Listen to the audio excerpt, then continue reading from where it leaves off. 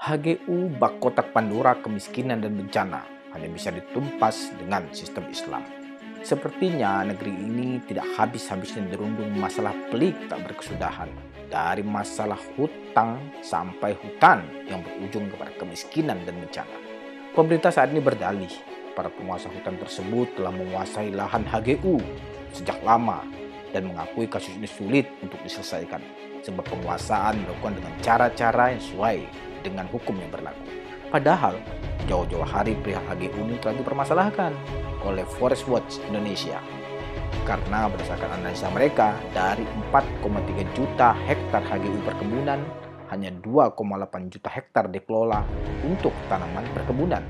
Ada sekitar 1,5 juta hektar HGU tak digunakan sesuai dengan peruntukan.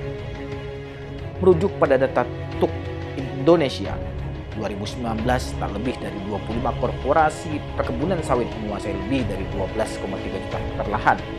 Jadi jangan kaget kalau ada data Infid dan Oxfam tahun 2017 menunjukkan akibat ketimpangan ekstrim ini 4 orang terkaya di Indonesia setara dengan 100 juta warga miskin. Akibatnya, dalam 4 dekade terakhir, rasio Gini kepemilikan lahan di Indonesia berdasarkan data Badan Pusat Statistik pada tahun 2013 mencapai 0,68. Artinya, 1% penduduk menguasai 68% lahan di Indonesia.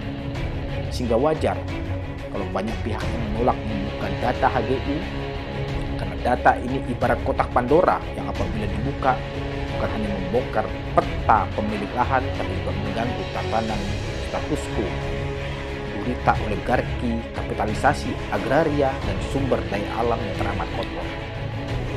Saat kotak Pandora ini menjadi polemik, rakyatlah sejatinya korban dan pemanfaatan hutan dan sumber daya alam secara ugal-ugalan dan merusak lingkungan hidup.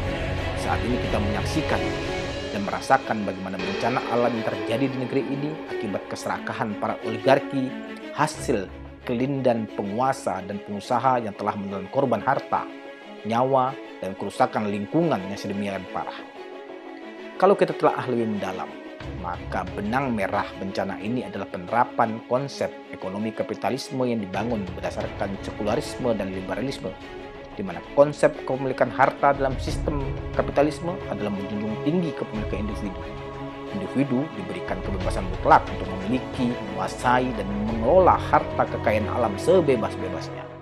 Sehingga, kalaulah negeri ini mau menyudahi praktek kotor yang mengundang bencana ini, maka negeri ini harus berani mengubah konsep ekonomi yang rusak tersebut dengan sistem ekonomi yang bisa menjamin keadilan. Pada titik krusial inilah sistem ekonomi Islam teramat sangat diperlukan. Mengapa perubahan sistem itu menjadi penting? Karena ada perbedaan diametral konsep kepemilikan harta dalam sistem kapitalisme dengan sistem Islam yang teramat mendasar. Dari sisi konstruksi saja, konsep ekonomi Islam dibangun berdasarkan akidah Islam, Al-Quran, Sunnah, Ijma' dan Qiyas sebagai titik sentral pemikiran. Sehingga dari sana ekonomi Islam memandang bahwa kepemilikan harta terbagi menjadi 3 rumusan pokok, yaitu kepemilikan individu, kepemilikan umum, dan kepemilikan negara.